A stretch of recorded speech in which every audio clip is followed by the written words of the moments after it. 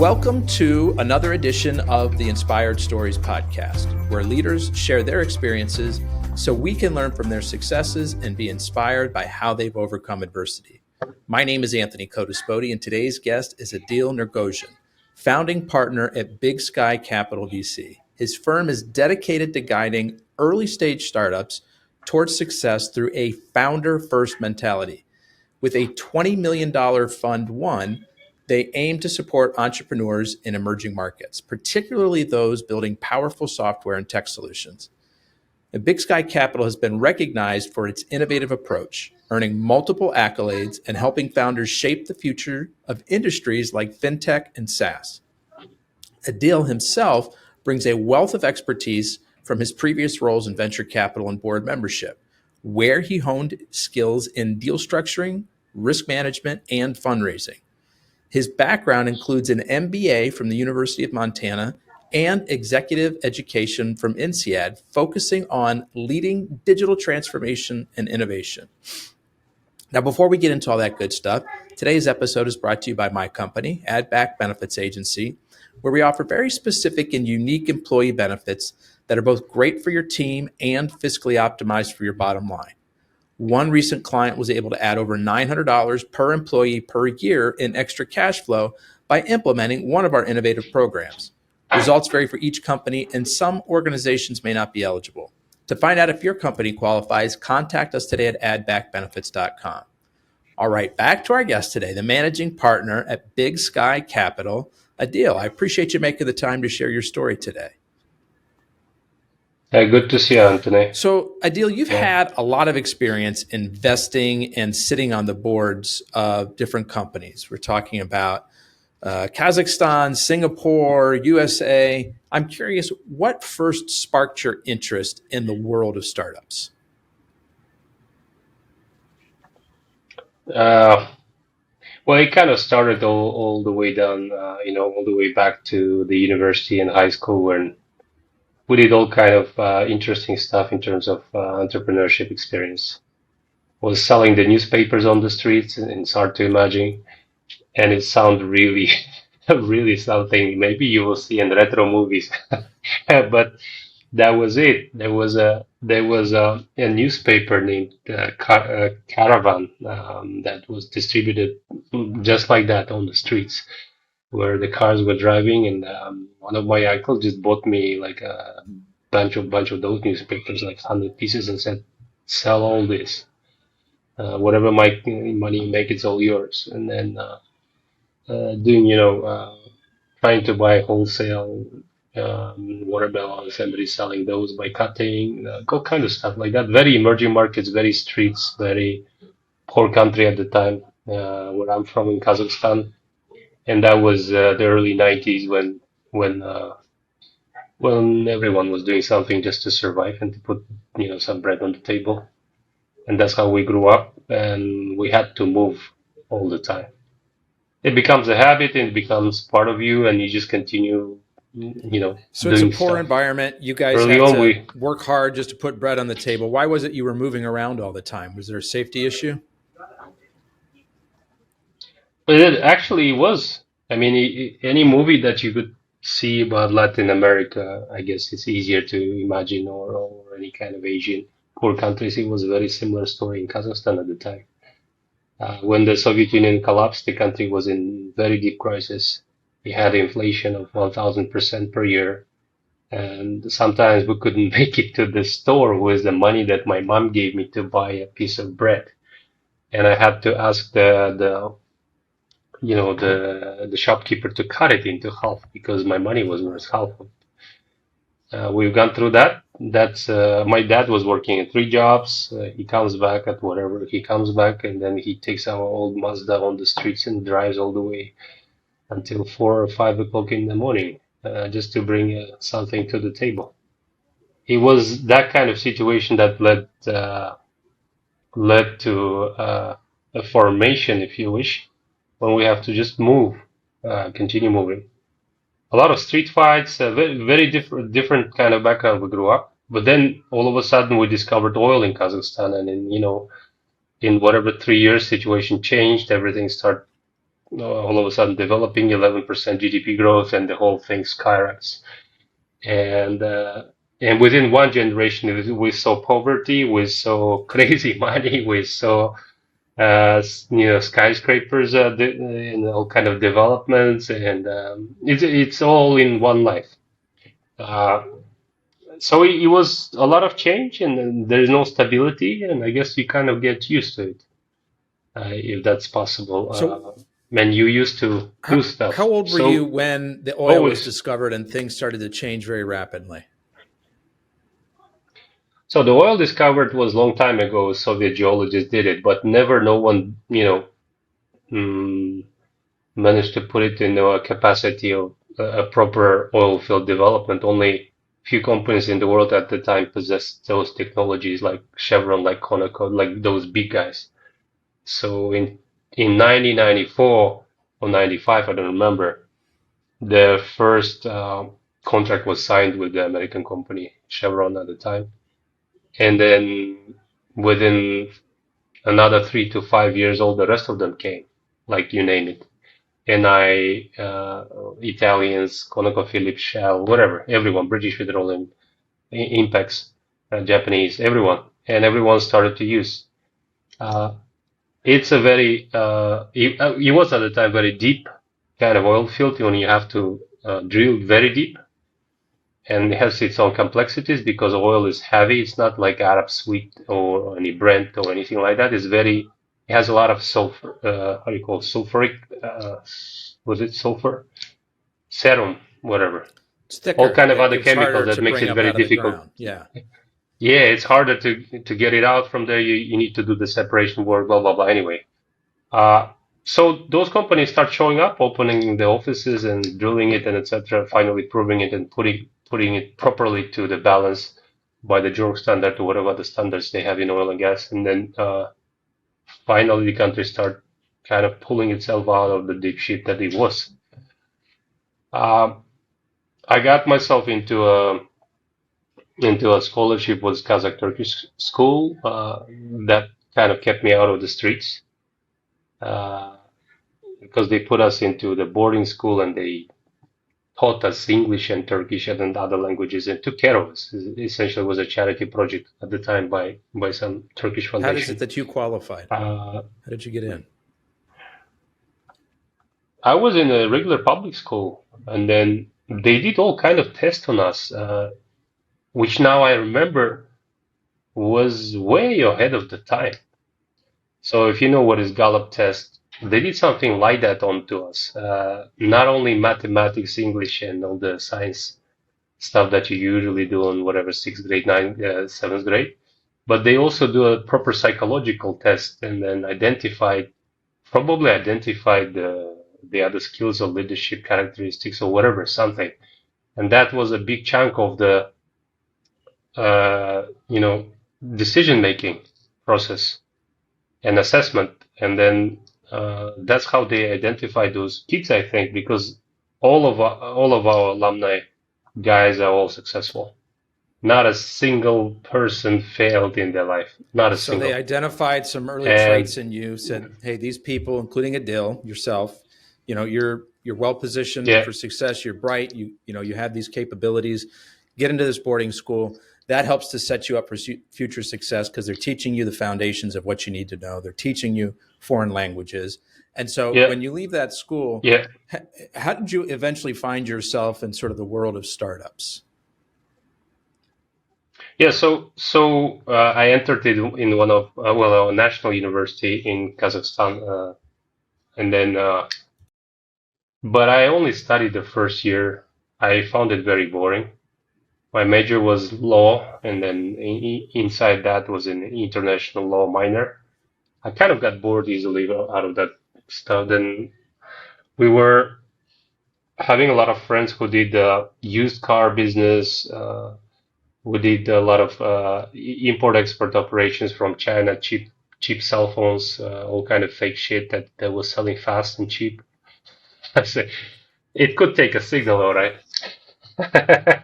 So so we drove 300 kilometers towards the border that we have with China and just smuggled it in.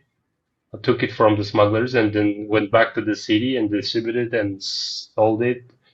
And then because my English was allowing me to communicate with all the traders, that was very helpful. The other thing we did was we opened the company uh, trying to be close with the foreigners who entered the country.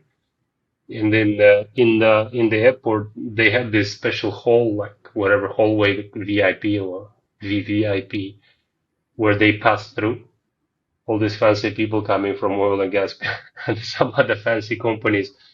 They need a translator and they need a butler to handle the luggages and make sure they in time, blah blah blah. The chauffeur is in time.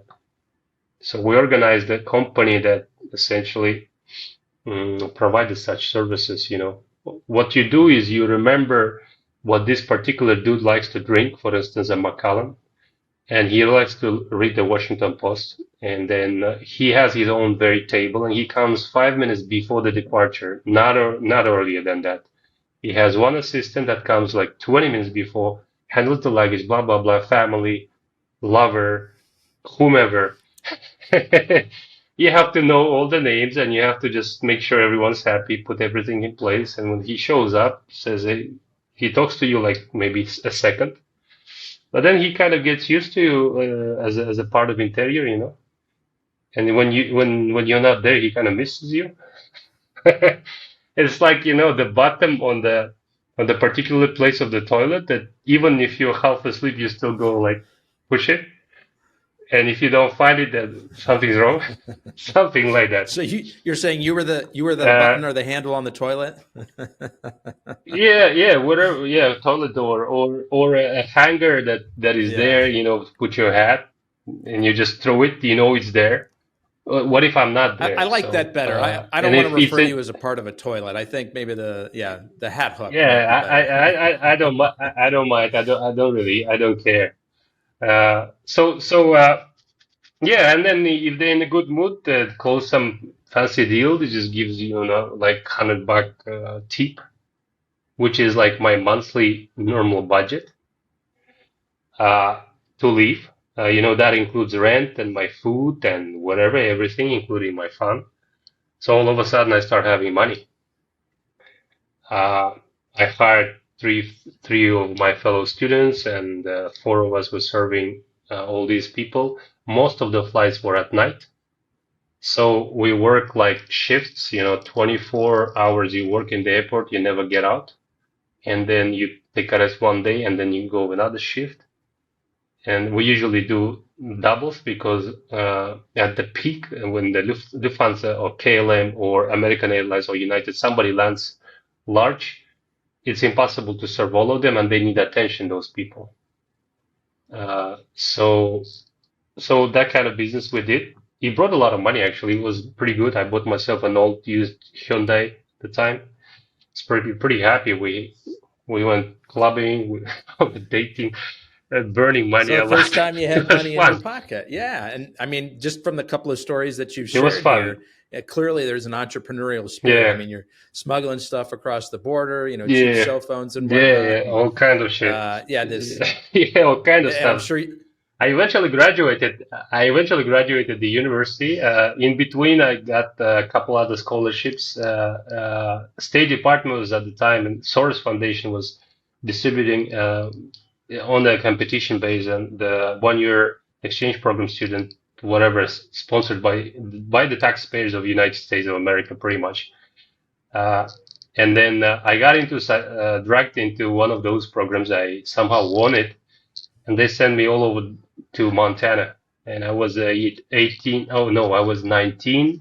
Yeah, I was 19, sophomore year student, flying all over, all over. And from Kazakhstan, first time in Montana, I saw the plane for the first time there. It was a very long fucking flight. It took me, I don't know how long. Took me 2 days to reach. it's a long flight from Asia to the U.S. Yep. Yeah, yeah, and then I made it to Montana that way, and hence that's where I met Jean, my partner now at Big Okay. Sky Capital, and hence the Big Sky is the name. It's a Big Sky Okay. country. That that's how the whole thing started developing. That place was one of the And so is places John American, or was that he an changed. international student as well? He was an international. He was the first Kazakh who arrived there even earlier, even weirder ways. Because he came in when he was 16, right after the high school, from a deep shit place called Taraz, which is nobody knows that it exists. Actually, it doesn't matter. It's a dot on the on the spot. One, it was a capital of criminal activities at the time. The gangs were fighting every day, and somebody's dead. So there was some kind of church, one of those American churches. I don't even remember what was the name of that church. Anyway, so they took him in, and he flew to Montana. Parents were happy because he was off the streets and he wouldn't get shot or stabbed.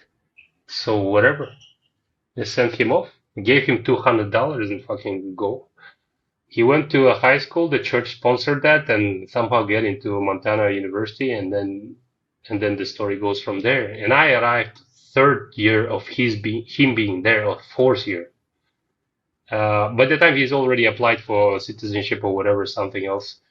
Uh, he was no longer the member of that church. He was a member of the athletic team of the university for, I don't even know for what, for running, I guess. He cannot run really. Just he got in somehow. It doesn't matter. It's just so that there was a place to live, and he was cleaning the toilets. He was a janitor for the dorm, and they used to have a room down at the basement for those people who you can live for free. There's a small window there, but then you clean the toilets, so you don't have to pay for the dorm. Yeah, he survived that. He was just one of those crazy survivors. I was the lucky year out of us too, actually, because I'm still winning some kind of scholarships and like I know something, whatever. So I arrived there. We met and. Did all kinds of stuff there together. We become friends, and we kept in touch since then. Doesn't matter what the distance was and So how did the what was happening idea, with our life. come about for you and John to start Big Sky Capital? What was the inspiration there? So in between him and I, we did 7 or 8 ventures together. Out of that, in last whatever since 2001. So how many years passed? 24 years passed, yeah. Uh, 20, 24 years passed since then. So we did whatever, mall loaning, the moving, roofing, whatever. I did used car exporting to Kazakhstan because all those fancy big Hummers at the time were becoming popular. So what we did is we cut them half and then we brought them to Kazakhstan. He sent them off and I met them there at the customs. I took them and cleared them and then we extended it and put the Cut them in limousine part half, of sort it. of lengthwise here, so that you Yeah, could yeah, have and a Hummer limo. yeah, Okay. yeah. We rented those for the weddings and blah blah blah stuff like that. And then Toyota Camry is the most popular car in Kazakhstan. It's better than the Gold. It was at the time. Most reliable car. You can sell it anytime. Most liquid, never loses value. Actually gains value all the time. So. We didn't have an official dealership of Toyota at the time in the country. So what was happening is I was just going there, collecting money like from all the neighbors, from whomever I could get money, getting his money, my money, combined, essentially crowdfunding, and getting like one used Camry after another, or used Highlander, whatever used Toyotas we could get a hands on in a better shape and send it either from New Jersey ports or Miami ports to Kazakhstan. And then I used to sell them there and then send the money and then do the whole thing again, stuff like that. Uh, Doing that, eventually we kind of separated our ways. I went back to Kazakhstan, went to China for 1 year. He was doing whatever he was doing. He was always close to IT. His background is in IT, and I was always on the investment side, deal side, whatever. And then one day he calls me in 2009. He says, "Well, so what's up? What are you doing? I haven't seen you for some time." And that was happening in between. He married once, and I was his best man at that first wedding. Then they got divorced, whatever. Uh, and then he calls me again and says, blah, blah, blah. So I have this crazy idea. Let's do a clown of LinkedIn in 2009 for Asia. It was like, the fuck is LinkedIn? He sends me the link. He says, take a look at this. So we're gonna just fucking copy it and then just do it in our language. It's like, okay. Specifically for So what do you want Kazakhstan me or to for do? all of Asia was your thinking, or? We just started from Kazakhstan because physically I'm there. I mean, in Central Asia, and then Mumkin, we named it Mumkin. Mumkin in Kazakh, in all Turkic language means the same, opportunity. But it happens that in India, Mumkin is also means the same in Hindi. You know, Hindi is a mix of Turkic languages and local Hinduistic languages. The north of India was Turkic, ruled by the Turkic Empire at the Interesting. time. Our ancestors ruled northern India. That's how we become Muslim and become what they is now for 300 years. Anyway, so it changed the language. It's the same. It's our word essentially that works the same way there, and that's the part of the story. So he says, "This is a startup, bro." It's like, the fuck is startup? Startup is what Yeah, you've so been doing all explained. I got along. All these hustles that you guys had, you yeah, just didn't yeah, know. yeah. He said it doesn't matter. It's just an online business. We need to fundraise. It's like, okay, what do you want me to do? Yeah, help me to fundraise. Okay, no problem. Are you in? Yeah, I mean, what do you want me to do one more time? Okay, we registered the company in Delaware and start fundraising. We managed to raise almost $500,000 Wow. for only 17%. Yeah, I'll explain. I'll tell you now. Sorry. You guys For are kind of nobodies 17% on the of the scene. company, Nobody's ever heard of you. You've never done this we're before. nobody. Yeah, we're Half a nobody. million dollars. Yeah, well, in between all that stuff, so he was doing his IT business, growing his IT career. He became a project manager in IT, got all the fancy letters after his last name, you know, all the Six Sigmas, all the certifications, blah blah blah. Building a splendid career in Citrix, Ultimate Software, in ABN AMRO, all the time in IT. I was shifting towards investments after China, went back to Montana, did my MBA that time without him. Uh, and then I came back and started getting into myself into an investment part of it. Since so since whatever 2005 and 2009 we did meet and all that stuff happening. I was a junior associate and then a senior associate in the private equity firm. Mhm. I already understood Okay. the modeling, blah blah blah, everything else. Like that, I started applying for CFA because everyone else was doing it. I don't know why, whatever. I just did the first stage because I understood it was useful. Then I just gave up. Doesn't make sense to me to have that. Whatever. It was boring. It's for different type of personality. It was for analytical type of people. I'm not necessarily that kind of person. I can analyze, but I don't want to sit all the time. Uh, You need to be up, so moving, anyway, making a so he deal, came. making things happen. Yeah. Yeah, yeah, yeah. I gotta be doing something like that. Fun stuff. So anyway, so he came to me with this idea, and then 2010 I said, bro, I cannot pull it out without you. You gotta come here. It's your idea. You're the main founder. What do you want me to sell? Like, I don't even fucking understand how it works. And then he introduced me everything. The IT part I didn't understand. The business part, of course, I understand, and the modeling and everything else. So I drafted a business plan kind of stuff, like first financial model, blah blah blah. Packaged it into a somewhat, you know, somewhat reasonable data room type of stuff. And then he came over. He moved his family, and the time he married the second time, Kailaton Miras, I'm at home. The younger one says good night. Good night. So, yeah, yeah, good night. Uh, yeah. So we came in, and I said, just move back, bro. Move.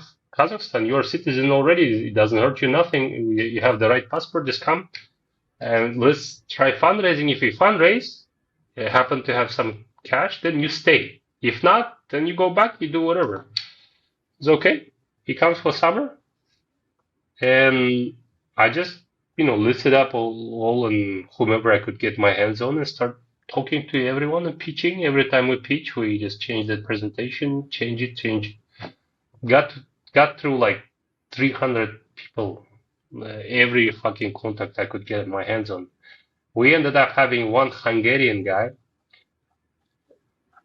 I don't know how did I get that guy, but anyway, his name was Shandor, and he used to work in Kazakhstan. He was selling medical equipment. I don't know why I know him. Anyway, I just pitched him. He said, I like the idea. Let me put on some cash. And since that European dude put first, whatever, 30,000 he put in, it become easier because we packaged it really well. Because it's a Delaware company in America. You have one American dude with me. Whatever I do doesn't matter because I'm a second co-founder with the smaller shares. And then we gave a little bit of shares to one of Jean's bosses he was at the time in Miami in ABN AMRO Bank for free, whatever, so that we could show his kind of give you some credibility on every presentation. Sure. Yeah, because who we are, I mean, like whatever. And it was an experimental thought. We thought it would be nice to have this kind of person on behind us for the sake of it. And I didn't know that was the right thing to do. It was just an experiment. And it worked out well. So I sell that guy's like old fancy white face, and then this guy's American passport, and this Hungarian dude putting some cash. All of a sudden, Kazakh people said, okay, seems like you are selling something fancy. And that's how it kind of chips in and got a lot of people involved and collected. Not at once. It took us like a year, maybe, of humiliation to get some money. Clearly, there's like resiliency that's just woven into your DNA. Because I mean, the stories that you're telling here. I mean, you pitched 300 people. Growing up in the tough streets.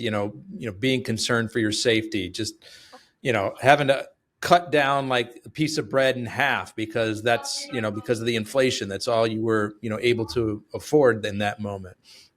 So there's from these hard life experiences, from your parents, I'm guessing too. Like there's a definitely a thread of resiliency here, where you're just tough. Like you just bounce back and you kind of scrape through the hard stuff. We just this was our reality, and I don't think we necessarily realized it or anyhow reflected on this, and I don't think we actually thought about it now neither. Just part of life. You just continue, whatever. It doesn't matter. We're savages. This is our background. Both of us are coming from this part of the world, and then we don't mind. We don't mind, admitting it. We are comfortable saying it, and what do you mean that we don't give a shit. Oh, because we are. I mean, but what does that word mean to you? We are.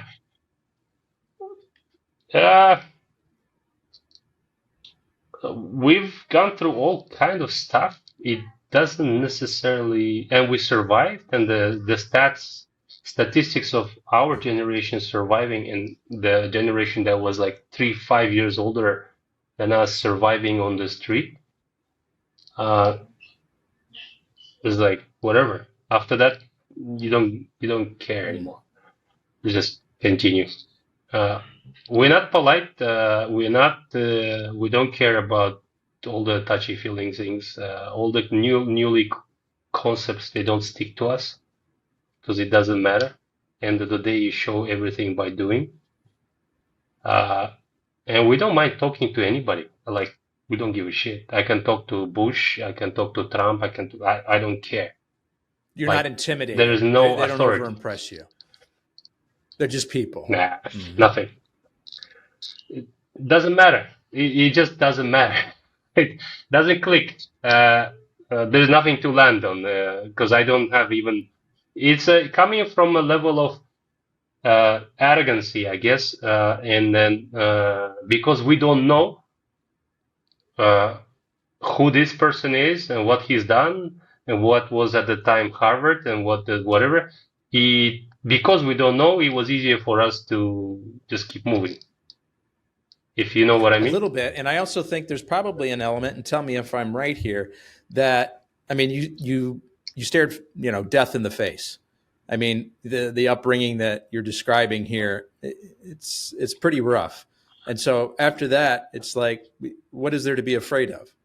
I survived the hard stuff, having conversations with these, wealthy people, these well-educated people. That doesn't bother me. I've looked at a gun. I've looked at a knife. Am I right here? Am I sort of wrapping my head around sort of your life experience? Pretty much, I guess, pretty much. I we don't necessarily talk about it much, but that was what it Yeah. was. Okay. So So yeah, so that was a part of it, I guess. so I want to make sure that we carve out enough time here to talk about what you're doing with Big Sky Yeah, Capital. yeah. So tell me, what was the idea behind starting this? What is it that you guys are doing? So so after we kind of met, we this didn't go well. Mumkin, we raised the last cash from the one Indian millionaire family. We tried to launch it in India. Jean was flying to Delhi for quite some time. I was flying there. We were way ahead of the time because India at that time had only call centers. That's all they had. Not much IT. They didn't fucking understand what we were doing. So we fucked it up. We lose our money. We went our own ways again. He went back to Miami, broke, spent all his money in like a couple years in Kazakhstan, whatever he saved. I had to restart my own career again, which I did. Uh, and then after a while, I joined a venture capital fund because my background was this actually helped to get the job with a venture capital fund afterwards. The I2BF New York headquartered venture fund with some Russian Jews and some European Jews, like bunch of Jews. I don't know why I was there, but they got me hired. I was representing them and then helped them to raise first fund, second fund. I got into a VC full fledged already by 2011 after we fucked up the Mumkin startup. And I was building a career. I became a partner with them. I got already two funds under management, la la la. I got invited into a national welfare fund. I'm squeezing everything in a very short period of time anyway. I used to work as a C-level executive at National Welfare Fund, doing again investments and digitalization, whatever. Uh, then I quit my career there in 2021. I called him again. I said, "Yeah, what's up?" I said, he says, he's married by the time, already have three kids. I think I had four. Yeah, I had four that time already. Called him up. I said, I'm looking at your pictures here on Instagram. You're fucking bored in that Miami of yours. Like all they do, you show, all you do is drinking some smoothies, lying down on the beach. I cannot imagine anything more boring than that. He says, yeah, I'm bored. What's up? Says, I decided to do my own fun. It's like, okay, I'm in. That was a conversation. That It was quickly, like, he's like, and then sign me we, up. interesting part. Uh, the things that I thought he already did, or vice versa. So it's like I start discussing something. He says, "Okay, I do this, I do." It's not like I have to explain shit. Timing was right as well. He was already doing all right, saved enough, you know, invested enough. Real estate was good, whatever. Everything was fine in his comfort zone. But he was bored, and I know him really well. It's not good when he's bored. Something bad happens to him. So I called him up. I said, "Okay, bro, let's do it." And then he says, "I'm in." And he says, "Okay, let me fly into Miami and let's catch up." I flew in.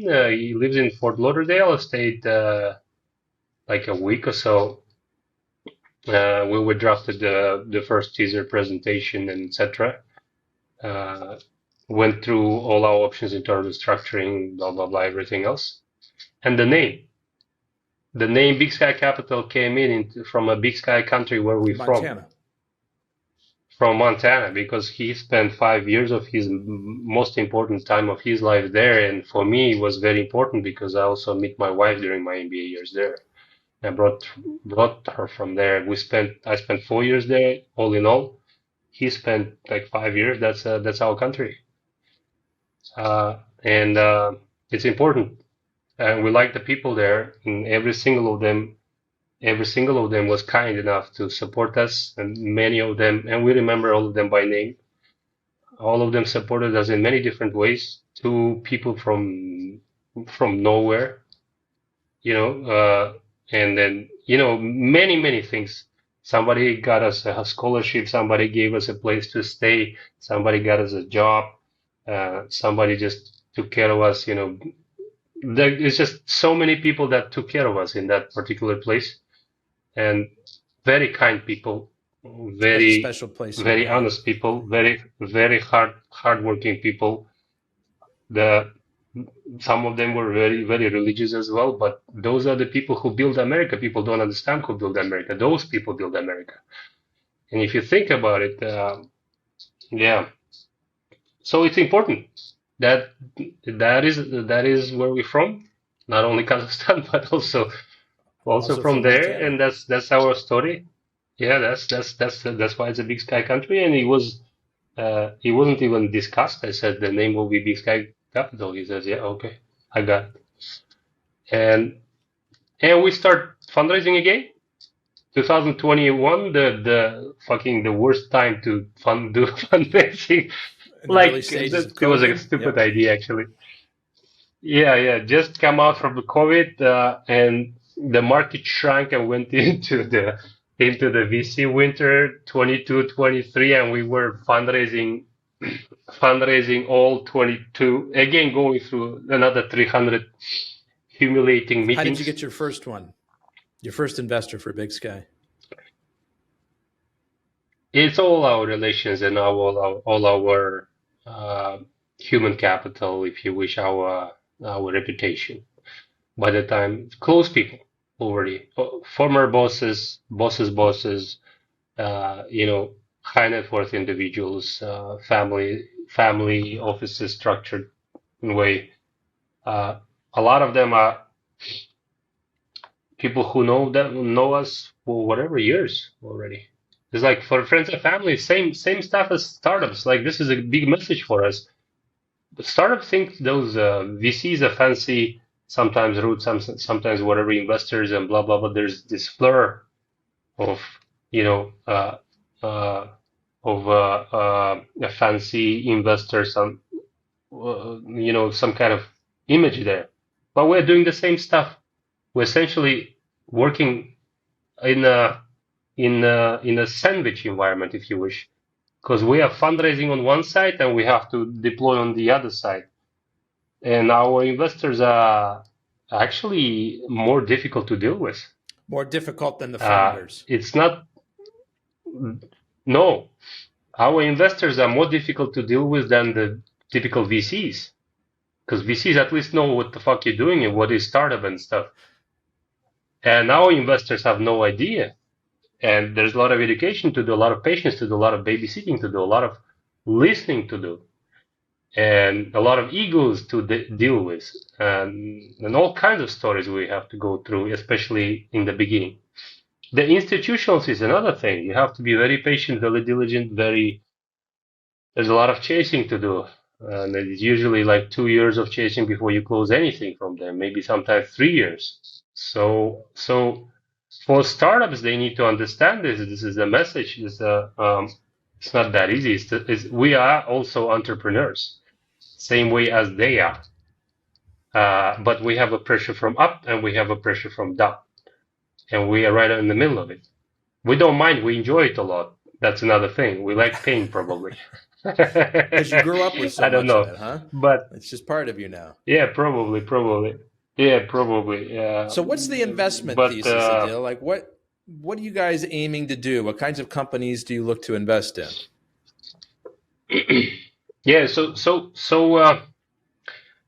we decided not to, not to go too fancy and just do what we understand the most.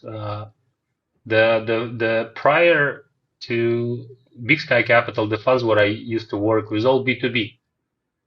Always was and is. So since 2011 to 2021, 10 years, I was investing in B2B, one way or another. B2B SaaS, vertical SaaS, enterprise solutions. I understand it really well. Uh, and Jean, it happens that he was selling B2B on the IT side to large, customers like Facebook, like whatever, and he was managing the teams within the B2B environment, and et cetera, et cetera. It was very easy for us to decide what we want to do. Um, uh, so we just decided, and it was kind of consistent as well with both of our experiences. He understands enterprise software really well because he's been doing it. He's been managing teams there. He's been developing it and deploying it, and et cetera, et cetera. On that side, my side was investing into these things and actually making exits out of them. Vertical SaaS goes the same way. It's just the number of clients is larger and the tickets is smaller, and you happen to sell it over subscription. All of these have been under a pressure and disruption with AI and multi-agents and everything else, but fundamentally, B2B sales cycle doesn't change. And why do you say they've been under pressure because of AI? Is it because it's so easy for because competitors to replicate what you're doing? It's just most of the solutions that are present in the market have a certain legacy to deal with, both in terms of technology, which is obsolete by now, in terms of the forces, both in Salesforce and in the IT people and everything, that cannot be retaught and retrained fast. That's why it's just easier to get rid of them altogether. And then that's another thing, and that's AI is coding for you.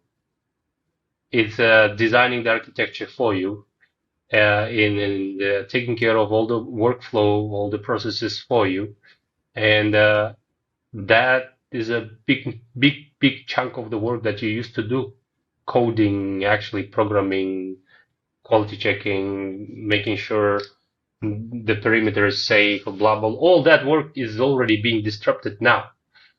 And the pace is too high, and et cetera, et cetera. So what we have done is we kind of saw it coming. We decided to keep ourselves away in Big Sky from all the hype and the buzz and all that big game that big guys were doing in terms of infrastructure play, all these big models, language models, and et cetera, because you cannot compete there with the tickets that you have. We decided to wait through and go after niches. Again, B2B, and go deep in verticals, in unique data sets, in industry expertise, in peculiarities and minute differences that actually make the difference, that actually make it buy or sell kind of Can you decision. give me an example? Well, I can give you an example. So we've invested in the company. A guy, his name is Artyom. He's Ukrainian, also a savage that somehow arrived illegally here, well, not here in the United States. Stayed, coded, did all kinds of shit, and then landed on this farm, all right, in Northern California, dairy farm with a bunch, 25,000 cows, do milking, whatever, and just was helping them with some, backlog issues, and then, doing some work with servers and stuff like that. Nothing really special. But then he started looking at it. He figured out there's business processes involved. Okay, and then the cows tend to get ill. They are in a different mood and whatever. If you don't clean them well, something like everything, every small thing affects the amount, the gallons of milk that you can, get from the cow. End of the day. and that exactly your bottom line afterwards. So he's a typical IT nerd, right? Like, wait, he looks like one actually, very thin, like with the glasses and stuff. And he got himself cameras, got an open code platform, start coding, figure out the computer vision part of it, start collecting data. Just put like first 5 cameras everywhere, and then put another 10 collecting data. The task was to get as much data as possible, put it through your model, and analyze all the inefficiencies and all the discrepancies and all the problems that are in the business process end of the day that might affect the business So, like, overall. how often you clean the cow, and what makes the cow sort of upset, and Everything. the people It who are turns out interacting with the turns out cows, are they everything going through the everything. place in an efficient manner? Like these kinds of things. Okay.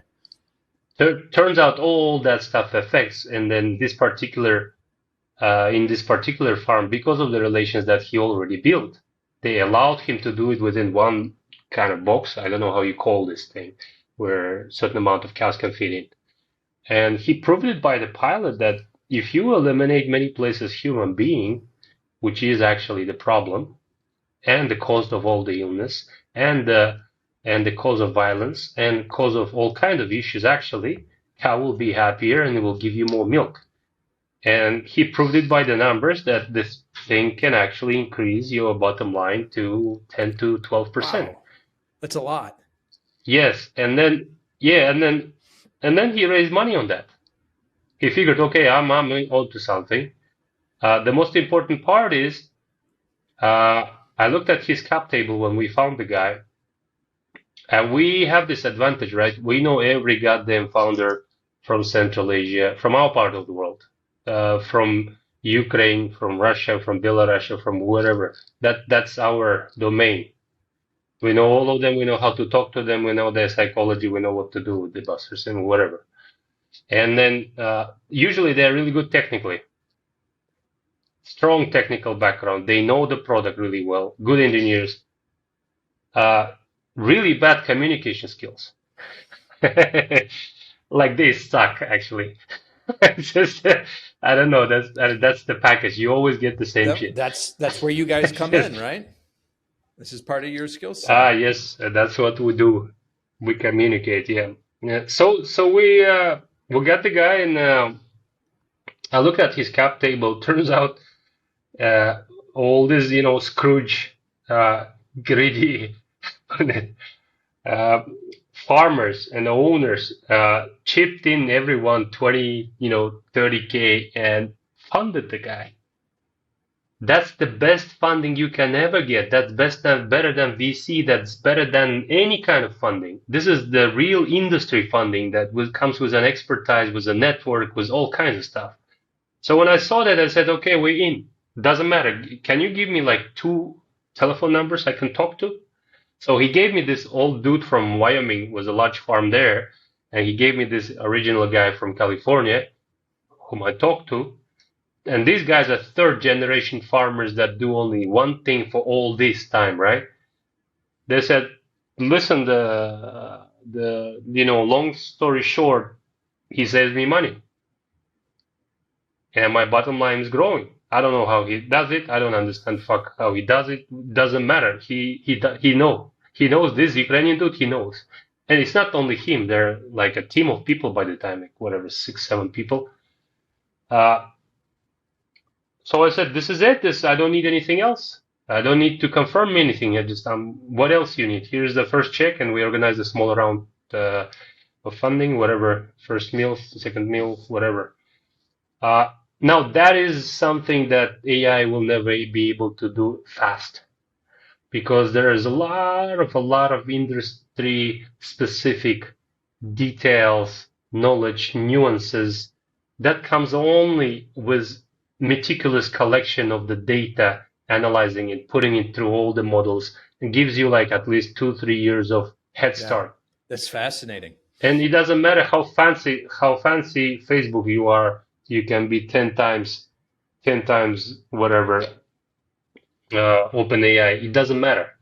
doesn't matter because you don't know You've the got a little bit of a industry. moat here because of the depth of knowledge that you now have with the industry and all the data that has been collected to sort of inform the models on here are the inefficiencies and here's how to fix them. Yeah, yeah, it's very, very important, and that's the play we do. That's how we differentiate. We go very deep into the verticals and we dig it until we understand it, and we like the industries that are not being disrupted yet. Because everything, you know what happens, all the IT comes into the place where IT is already is. Mm. Usually, because it's a pathway that is easier to do, and then he comes and he says, blah, blah, blah, I have better features, I'm faster and cheaper, whatever. But you actually should avoid that. You should go There's different value to places go where nobody's gone with the where tech before. where there is a value, where there is a value, where there is a value. So we do that. We do that. And we look for those, like, bunch of like whatever public toilet managers. If you have like 20,000 of them all across the country, you're our client. We have to figure out how to make it efficient, works better, blah blah blah. And if we can optimize on, if we have people like you all over the world who are willing to pay for this shit, yes, whatever. See what I Very mean? much so. Tell me about the founders first mentality, why this is so important to you. Because, well, first of all, we were in the skin many, many, many, many times. And second of all, it's the matter of, well, founders are very lonely people, like really lonely people. And and and they're lonely because nobody sometimes believes them or trusts their word, and it's really hard to communicate and etc. They have a lot of issues like that, and there should be a person who's gonna be able to, well, first of all, listen, understand, and second of all, support, not by words, not by tapping on the shoulder, but actually with action, with cash, with something that is real, tangible, uh, and because he is actually betting more, he is more courageous, he is stronger, he's many ways better than us. Mm-hmm. Because if you look at it, we are cowards that we are not doing what he does, or we are less intelligent, or we are lacking something. If you think about it that way, you will understand that this guy some way better than you, definitely better. And if he's better, you might as well learn something. A, B, you might as well help and support and help him to flourish. And that's something we kind of enjoy. Uh, that that's the understanding because we were lucky because we always have each other to bounce off. Because we lost money together before, we fought for money, whatever. There was all kind of shit we went through. Uh, and we were lucky because we can still communicate. And it's not because of anything, it just happened like that. Stars aligned, if you wish, whatever, something. And it's very rare. Um, whereas usually the CEO and the main guy who needs to make a decision, he, at the end of the day, kind of left alone in the room to decide. And that's the burden. Um, and then we respect that. We respect that, we admire that, and I think we are there to try helping. Is this an uncommon Uh, mentality in Asia, your part of the world? it is, overall failure is a problem, as you know. I mean, I'm in Asia now fully, right? I spent a year and a half in China. My wife is Japanese, and I know this Asian mentality by now really well. But it's not only here, it's in Southeast Asian, and Central Asian are somewhat similar, except for Kazakh. Kazakh a little bit weird because we mix too much. But it's there. Is this People don't like failure. They don't accept failure. They they kind of blame you for that, and they kind of don't forgive that. If you know what I mean? They don't like mistakes, and it's like that it's in the school like that. It's in the family like that, and everywhere in the So society. did you face some of that when Uh, your LinkedIn clone was unsuccessful with your investors? oh, well, I lost half of my people, half of my friends, and half of my mentors, whatever Oh, there was. And that's it. They gone. People don't like to lose. I mean, nobody likes to lose. It's just, it's just the, how can I say, cannot accept it, maybe. are you more accepting of it? Is that Yeah, part that's, of what forms this bond with the founders that you invest in because you've been through it just like they have? I think so. I can relate to that. I definitely understand it's not pleasant when, when everyone says you're wrong and sometimes rudely tells you right into your face, hopefully in a polite, kind manner, which is most of the time not the case. They actually tell you you're a fool and you know you're not, and there's a conflict there, and it's really not pleasant at all. Say, Like, say more about the differences yeah. in kind of leadership style between the West and Asia that you've had experience in kind of both sides of the pond. What differences do you see there? See, West is too big of a term. I think it U.S. only concerns two countries, yeah, US and in to the certain extent Australia. U.S. and And Australia are the similar. West that is in Europe, those Westerners are different type of people. Yeah. And how would you categorize the difference between Um, like what the U.S. and the Australians are like with leadership styles versus what you've experienced in Asia? Well, if you just dig into history, you will understand it easier because those are the second sons essentially. Uh, the pirates, the most adventurous out of them, the boldest, the most courageous. Uh, those people were already under pressure. Those people were unneeded. Those people were already deprived from something, and therefore they put themselves into the ships and boats and crossed the oceans and made it to far, far away places to restart the life again. And that mentality is not, it's not in Europe. You don't find it in Europe. It doesn't exist. It's only in few places like Australia and US. Um, so so yeah, and that is not true for Spanish people, for instance, or French people.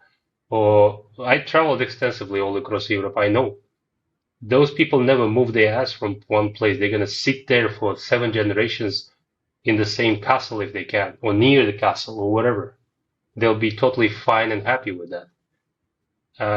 And those who left the the mainland and made it, imagine in whatever 16th century on the boat to US, those are something very interesting. Those are the strongest. And this is a completely different mentality. It's only, as I say, it's very few places in the world has it. Uh, so, so that's the difference. The rest of the world, it doesn't work like that. Asia as well. Like majority of Asian people stay in Asia. Most of it. 99.99999 whatever percent. All of them are there. So you're saying the people who So, sort of have the gumption, the courage, maybe the restlessness to move from their safe home base, there's something in them, there's something in that DNA that gets passed along that allows them to be sort of bigger risk takers, bigger movers, bigger shakers. yes, that's the culture that was in, that's how America became America. That's what is driving the whole thing and will continue driving. Uh, it's not American dream per se. It's those people from that they couldn't fit in the boxes where they are, you know, They're from the beginning. explorers. Yeah, they're Yeah, yeah, frontiersmen. yeah. And that's the essence. And then that essence went into the value system, and the value system turned into a Mhm. country. And they declare themselves a nation. It's not a typical nation per se, as you know. It's just a bunch of people from a bunch of different places in the world. The ultimate melting That's pot. it. Adil, I've just got one more question for you, but before I ask it, I want to let people know the best way to get in touch with you or to follow your story. What would that be? I'm on Facebook and LinkedIn. I don't have Instagram, TikTok, or Twitter. Nothing. Uh, just a little too much for me. And we'll direct people to your website as well, which is Well, yeah, bigskycapital.co. So last that's question right. for you, Adil, as you kind of look, I don't know, where we are now and where we're heading in the next, call it 2 years, what are the trends that you're most excited to keep an eye on and to be a part of?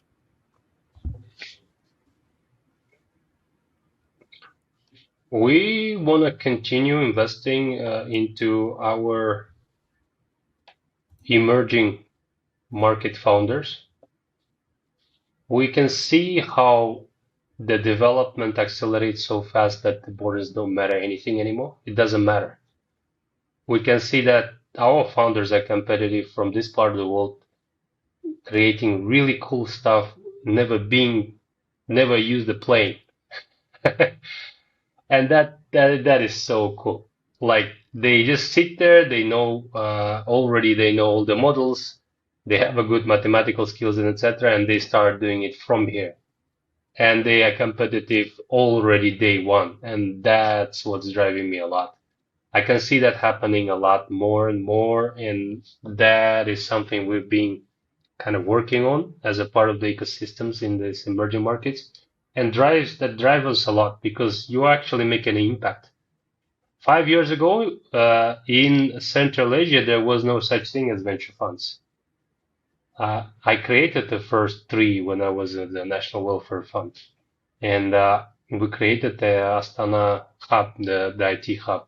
That was nothing, and now they export like up close to $1 billion worth of IT services, and we close annually. We close like $250 million worth of deals. It's all small tickets and very early stage, blah blah blah, but it didn't exist. It didn't exist at all. Like if you think about it, it's like wow, that was fast. And then now you hear three of our founders came into the valley and one raised around within whatever 2 weeks was general catalyst for his new model. And then there are two guys that I knew grew up on my eyes, a 22 years old dude, just closed the third round with a valuation of 120 million with his AI model from my hometown. And all in all, it's only what 13 months passed from the day he started and launched his startup. It's like, wow, that is really cool. That means our talent is competitive. That means our guys are smart and bold and courageous and talented and competent. And they moved already in the Silicon Valley. I can tell you, that's Your really model's cool. got a That sort of a that's bit of a very inspiring. competitive advantage built in that you're getting access to talent that the rest of the world has just been ignoring. Yes, and we'll continue doing so. That's our arbitrage. That's where we came from and we're coming from, and we'll continue doing so. And then in Southeast Asia, for instance, I have 700 million people population. Nobody knows. Nobody hears about. And it happens that they're developing like 6, 7% annually. And it happens that 35% of this population is young, and most of them already know English, and the whole thing is moving so fast you have no idea how fast. And there aren't many places in the world that are both understandable, comprehensible for our minds and our values and etc., but also growing at the same time, and will continue growing for another 30 years, and has laws and regulations, etc., etc. Many factors are coming in together now, and there are two places in the world: is Central Asia and Southeast Asia. Central Asia 85 million, and Southeast Asia 700 million. Africa, we don't know nothing about. Like no white person or no Kazakh person or no European understands nothing about Africa, whatever they say. No Chinese person understands Africa. You have to be you have to be African to understand Africa. And Africa is actually very different, for instance, from Eastern Africa or West Africa and whatever, South Africa. That is another point of growth in the world, which everyone is ignoring, which nobody knows about actually, and which will continue growing, and you will hear a lot of surprises coming from there. It's just we are not there, and we cannot be there. Another untapped market to be explored in the future. Adil Nurgozhin. Yeah. So I want to be the first one to thank you for sharing both your time and your story with us today. I really appreciate it. Yeah, I appreciate it. It's fun. Fun talking to you. Folks, that's a wrap on another episode of the Inspired Stories podcast. Thanks for learning with us today.